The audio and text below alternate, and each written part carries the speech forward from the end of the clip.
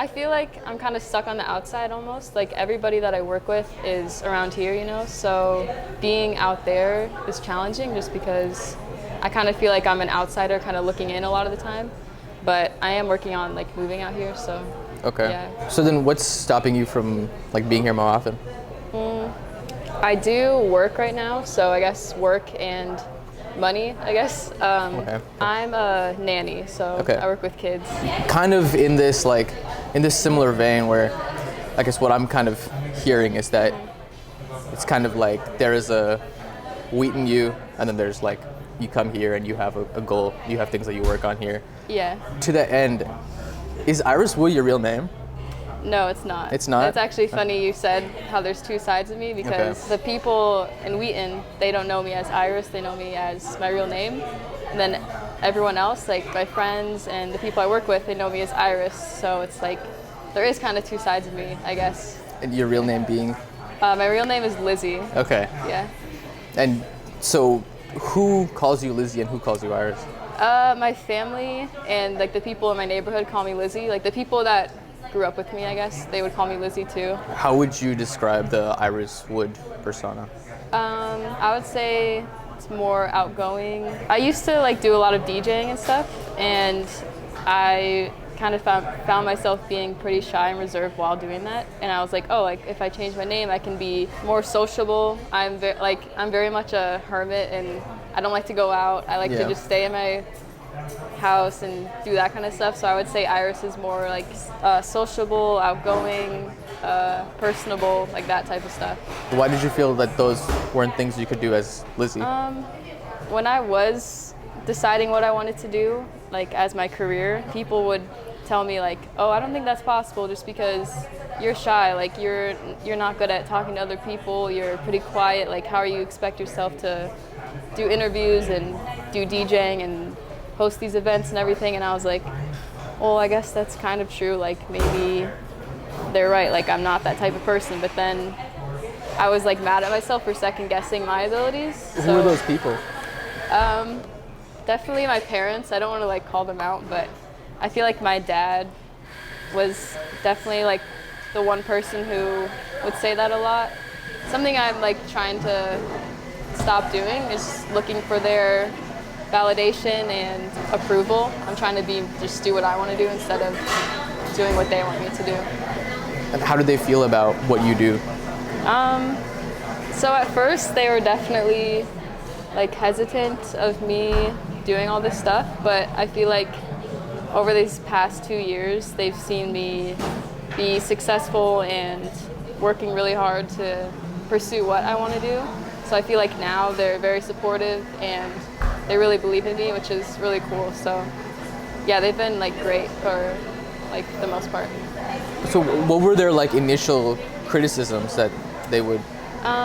So they really wanted me to go to college after high school just because they kind of thought that was the only way I could really learn about what I wanted to do and meet people and all that stuff. And I knew I didn't want to go to college, so when they found out about that, they kind of immediately like tried to shut it down. Like they told me I need to find a different career, go to college, do something like that. But I was very like stubborn and persistent, and I told them like I'm not going, like I'm gonna do what I want to do. Why was it that you didn't want to go to college? So I don't know, just in high school I found myself not being the type of person who enjoys school. I'm a pretty anxious person and pretty shy person, like I said, so being in school wasn't the best environment for me. And I also felt like I already knew what I wanted to do, and I felt like the school was kind of a waste of time. I just wanted to get started with vision vocal and stuff and like just get it going instead of going to college and stuff, so that's why. Was vision vocal something you already had going on at the time? Yeah, so I started that when I just turned 16 in high school. So when you started it, then was it like Wheaton based? No, I actually started it like globally based, I guess, like all over the US. I was interviewing like artists from New York, like just blog interview, like stuff like that. But then I wanted to do more in-person interviews, so that's when I kind of made it like just like Chicago and the suburbs, which was probably like a year after I started Vision Vocal. I switched it to that, so. Okay. Why did you go like global with it instead of like you being somebody who was in a community where there weren't a lot of other people like you, why didn't you want to like find other people in Wheaton or in your area who were maybe like you? Did that ever like cross your mind? That's actually a good question. I don't really know. I feel like I just wanted to get as much exposure as possible. So I feel like that's kind of why I was doing it all over the place. And at the time, I didn't really know if I wanted to stay in Chicago or like go somewhere else. So I was just kind of exploring and trying to meet as many artists as possible. There was one thing you mentioned before that I kind of wanted to touch on, which was that you're talking about your parents and their initial criticisms, but also that more recently they've kind of coming around to seeing where you're at, and you use the word that they've seen certain successes that you've had. Mm-hmm. What were those times? What were those situations? And what makes you call them successes? So when I first started doing interviews, it was always me reaching out to artists asking if I could interview them. But when it got to a point where I was like getting flooded with messages saying like asking people if I could interview them, like the other way around, you know, like that, I think that's when they kind of saw that I was getting like my name out there and people were interested in working with me. And then also when I put together my first event, which was last summer, I did a pop-up shop to celebrate the 3-year anniversary of my brand. And I think that's when they also saw like success in my business and stuff like that. Other than that, I don't think like it's kind of hard for them just because they're not like always on social media seeing what I'm doing, and like they're still kind of like confused, I guess, what it is. But those two things are definitely something that they saw as successful. So with your own, how do you measure it? Like, how do you check in with yourself and tell if something is a success or not? I kind of struggle with that just because I find myself always thinking about the future and like what's next, and I need to learn to like stop in the moment and realize that what I have already done for myself is success. Like in my eyes, like 16-year-old me would be like consider myself successful already, but me right now, I still feel like I have so much to do. But I don't know, I feel like I hit a different form of success every single day just by doing different stuff. Yeah. And you just bring up 16-year-old self. Mm-hmm. I wonder, do you think about the difference between clearly Vision Vocal as a brand has some goals, right? Mm-hmm. But this is also like a very personal endeavor for you. Are there things that you do that you find are more guided by appeasing that like the 16-year-old version of yourself and are less geared towards like brand expansion and those kinds of things? Like, do you find yourself more motivated by that younger version of yourself? Yeah, definitely. I think that's still kind of the reason why I do it today, just because like I could do this forever and not make any money and still be like happy that I'm doing it, just because I think about why I started it, which is, to connect artists and get to know different artists and kind of connect the city somehow. So I feel like that's the reason why I do it, and as long as I can keep doing that, then I will be like, my 16-year-old self would be happy for that reason, I guess. Do you think you're doing a good job of connecting artists in Chicago? I think so. I think that our most recent event was probably the time I realized I was like doing that, I guess, because at our past events, the people who showed up were just people that I knew, like friends and stuff like that. But at our most recent event, people that I had never even met before, or like people just that saw a post being shared of our flyer and like our brand and stuff showed up just because they wanted to meet other artists, which I think was cool because that's kind of like the point of what I'm doing. So I think once that happened, that was like pretty cool for me to see, because it's kind of like that's the point of what I'm doing, I guess. Well, when you're getting these other artists to connect, is that the extent to which Vision Vocal is involved, or the extent to which that's your goal? Is that like pretty much all that Vision Vocal is set up to do? I think like somewhat yes, but I also have so much more that I want to do in the future that would still help connect artists. I'm not there yet, but I guess, like that is the ultimate goal, is to connect artists. Do you feel like there aren't enough ways for artists in Chicago to connect? I feel like there's more now, but definitely there's still not enough. I feel like compared to other cities, you know, like Chicago is definitely like further behind on when it comes to like connecting artists or even just having like a big like record label or like production studio. I feel like Chicago's kind of slacking in that aspect. I mean, it's not like every artist in the city is tapped into Vision Vocal, right? Right. If there was this void and this need that had to be filled, why do you think there aren't more people taking advantage of this? I'm not sure. Maybe it's like if there was more promotion or like an easier way for me to connect people, then it would get like more people would be in tune with it. But I'm not really sure. It's like a good question. What do you mean by like easier?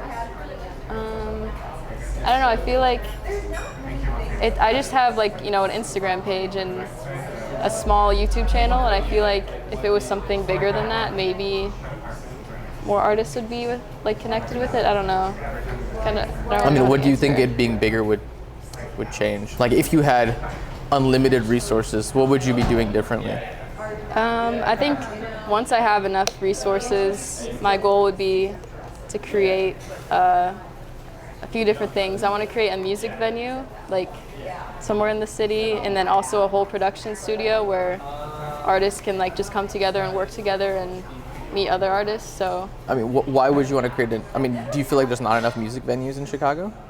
I think there is. I just think it would be cool to have Vision Vocal have their own. Just, I don't know, that's just a goal of mine to open up a music venue. I mean, why having your own venue versus like doing an event in like an already established place, you know, like a Subterranean or something? I feel like then it can be like a Vision Vocal show, I guess. It's like you can come, artists can find, like, if it's at someone else's venue, I feel like it's not really a Vision Vocal like event or show. I feel like if it's at a place that you created, it's more like personal, it's more, I don't know, I could just see it as something, I don't know, it's hard to explain it. Do you feel like people wouldn't want to go there if it's not your own like proprietary thing? Not necessarily, but if it was my own thing, it would add something more personal to it, I guess. Like how so?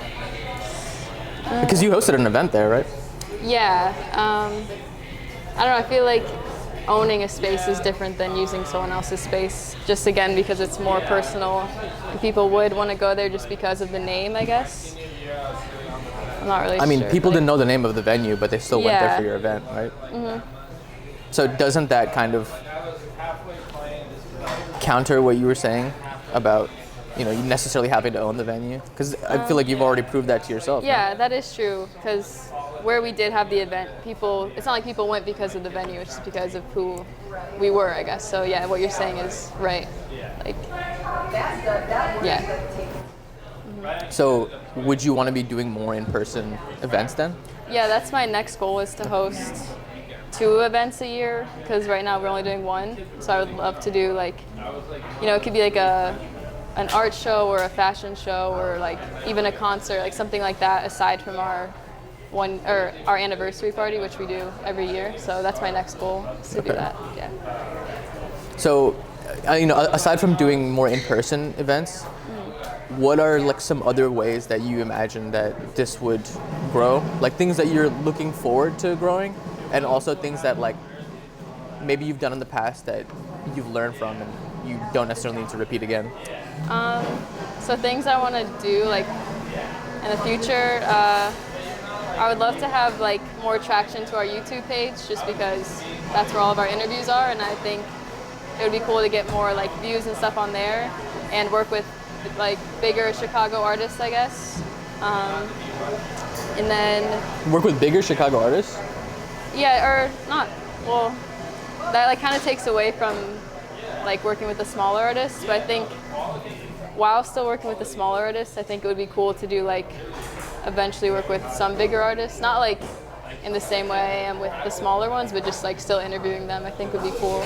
You know, I would wonder I can see the value in interviewing smaller, unknown artists, but what would be the value in like another big artist interview? I think it would be cool to interview a bigger Chicago artist just because you're getting a different perspective than the smaller artists, I guess. You can, like they essentially do the same thing, but it's like on a completely different level. So I think being able to ask them those type of questions would be interesting and Like what kind cool. of questions? Just, I think I would base it more on Chicago and asking them like how they, like went through success and like what they did to gain success and what they do and stuff like that while being in the city, because it might help, smaller artists learn how to be successful or learn what to do in order to become successful. Right. In that But way. don't you feel like those stories have already been covered if they're like big artists? I feel like yes, but also maybe not when it comes to Chicago, I guess. I feel like I can make it more personal about Chicago, but I do feel like bigger artists, it is more already like, they have done a lot more interviews compared to the smaller artists, so it would be pretty repetitive in some way. Right, because I Yeah. guess what would be a question that you would want to ask a big artist that you feel like you haven't been able to get out of any of the interviews they've done in the past? I think I would just ask for their like insight on, growing up in Chicago and now being able to travel to different cities and work in different cities. Like how is Chicago different from, those other places, I guess? But you don't think they've been asked that question before? I'm sure they have, but I don't know, I guess it would just be kind of, I don't know, I think I would still ask them just for the interview. But like, I don't know, that kind of seems like getting away from what your focus was, right? Like, Well, yeah, it is, but so, I mean, you're, like you said, you're a limited person with like, you are just you doing these interviews and you have your team, but like, y'all are limited in your resources. yeah. I'm kind of curious, like, why is that a goal when you have said that you want to like focus on these smaller artists? Isn't it like a better use of your energy to like focus on? Well, yeah, I would These are still smaller artists? mostly work with the smaller artists, but if I did have an opportunity to like do an interview with a bigger artist, I would do that, but I wouldn't like stop doing the things that I'm doing now, I guess. Okay. What % would you say that like Vision Vocal is meant to be like for the creatives, and what % is it like you and your team and your brand? I guess I try to make it mostly for the the creatives. I want that to be like basically all what it's for, but I don't know, I try to find a balance between both just so it's not like I'm doing it like, well, I don't want that to sound like selfish, but yeah, I mostly am doing it like for them aside from myself. Have you received like testimonials from artists that you've interviewed about connections that they've made? I have. I've had messages saying like, thank you for telling this person about me because we were able to do like this, and this, or I saw this person on your page and I like messaged them about working and stuff like that. So I've gotten like messages like that. Like, Do you know which of are any cool. like any artist that like a collaboration that was like the direct result of meeting through Vision Vocal? I'm pretty positive. I don't hope I'm not wrong, but I think so. My cousin, he films music videos and edits music videos, and I was interviewing my friend Stucky, and and he was like, I'm trying to film a video this weekend, but I have nobody to work with, and I was like, oh, like you should check out my cousin's interview I did with him. Maybe you'll like his stuff and stuff like that. And then they did end up filming a video together, and they still like work together to this day. So I think that's an example. Nice. Okay. So yeah, so you mentioned that you have to make a special effort to like get out here. Is cutting back on nannying something that you thought about doing to make more time for Vision Vocal? Yeah, I think it definitely was. It just sometimes the problem is like money, like being able to stay out here or live out here, I guess. I'm still trying to save up enough money to do that and still be able to, like invest money into events and like have enough money to buy better equipment or stuff like that. Like I felt like being at home and like not having to pay rent has like helped me. When did saving with a clear goal of moving and living here become your goal? The past year and a half have been when I've been working on Vision Vocal the most, and when I started to realize like, okay, being out here would help me a lot and would help me get a lot of work done. So this past year is when I've been really trying to work towards that. I think I just have such high expectations in my head. Like, I want to have enough money where the place I live can have enough space that can also be a studio space where I can work, so I don't have to so I can film, part of interviews there and also interviews like in an artist space, like I said earlier. I just want to have way more money saved up than I actually need, so that I can kind of stay like comfortable, I guess, not have to stress about it. But since I did like envision those things for myself, it's kind of like I could have been out here earlier if I didn't want all those things, I guess. Do you feel like you should have those things? Yeah, I think so. Like, I wish I did. I mean, do you think you need them? It's definitely like more of a really strong want instead of a need, but in some way I kind of feel like I need it just for my own, it would make me happy, so I feel like kind of. But that's competing with your other one, right, of Vision Vocal and that the lifestyle that you're trying to achieve, right? I feel like it'll be so much more beneficial to wait and allow myself to have those things. Right now I do feel like it is holding me back, having to do that, so it must be very frustrating. Yeah, it is. But it never gets to the point where you're like, fuck this, I'm moving now. I feel like actually pretty recently it has gotten to that point. Okay. That's kind of what I've been dealing with this past month. I created a exact plan of, okay, this is how much money I want before I'm gonna move out, and this is how I'm gonna get it, and set a timeline for that, and then that's what I want to accomplish by the end of the year in order to move out and get those things that I want to have. So that's what I've been doing. Okay. So for the less educated, what is the expense? How much money is it that it takes to get a space like that, or like the one that you're envisioning, to be able to do things you want to do? I feel like because I imagine you'll be paying rent, right? Yeah. So I feel like that answer kind of differs just based on where exactly you want to live and what type of style of space and all that stuff. But I feel like it can be anywhere. So say it's a 2-bedroom with big living room space, so I could have a bedroom, an office, and then filming space. That would probably be I don't know, between $2,000 to $3,000 a month. I think having the 2-bedroom and using it as an office would be really beneficial, but it's just about saving enough money to attain that, A lot of the artists that you're working with are probably, have less to work with, right? They have less at their disposal. Right. In your own respect, you're a Chicago creative too. So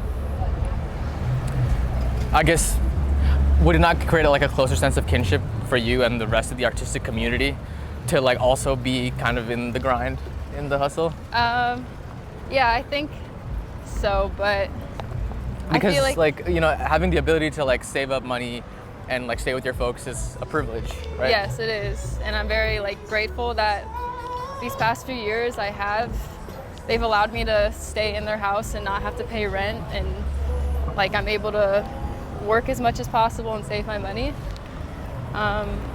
So yeah, but what you're saying does make sense. I don't know, but yeah.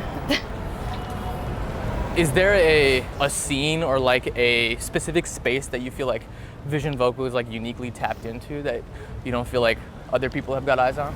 I don't know, I feel like I mostly work with people in the hip hop and rap community, so I'm trying to expand on that. But as far as similarities for the artists I interview, I feel like they're all very passionate and hardworking, and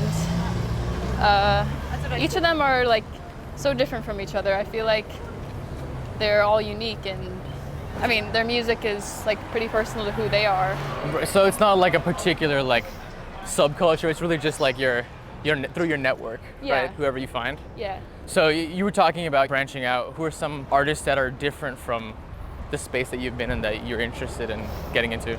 I don't know if I have a specific artist I can think of now, but I think I would like to work with, people making pop music or making like rock music. Why haven't you previously branched out into these other genres? I think because the first few artists that I worked with, they were artists who were in the same genre, and I feel like I met people through them that I've worked with now that are also in the same genre, and I haven't taken the time to kind of expand my knowledge on the other genres. I feel like I've kind of just been working with mutual friends and stuff like that, so I kind of have to go out of my way to find other artists in that genre. And in terms of the people that you've interviewed, I noticed that there weren't many femme presenting or female artists. Yeah. Is there a particular reason for that? I feel like partially, kind of like what I said earlier, like the first people I interviewed had kind of connected me with the next people I've interviewed, and it's been like within that same group, and I feel like there isn't as many female artists as there are male artists, but I also haven't, like I said, gone out of my way to make it happen where I do like work with female artists and things like that, which is something that, again, my friend and I have talked about. Okay. Which is a goal of ours, to have more like female representation on our page. Okay. There was something that you mentioned earlier about like DJing, that you used to DJ. Yeah. And we were also talking about, branching out into like female artists and covering that side of Chicago. Why did you stop? So I feel like this is kind of a bad excuse, but I feel like I stopped during COVID just because there wasn't really any events going on. So I kind of found myself like avoiding it or like not wanting to do it just because I felt no more motivation anymore, because I couldn't like go to events and play music and stuff like that. And ever since then, I kind of have just been too busy to pick it back up. In high school, I would go to a lot of shows and concerts, and I wanted to find a way to get into that lifestyle and like do that type of stuff, but I knew I wasn't able to perform or like make music just because like that's not what I do. But right, yeah. That's like DJing is kind of like the one way to get into that. Yeah. Did you ever try your lifestyle. hand at like any instruments? When I was a kid, I did. Like I played piano and violin, but Okay. once I was older, like I stopped doing that stuff. Did you enjoy it, or? Playing instruments? Yeah. Or? What was that experience like?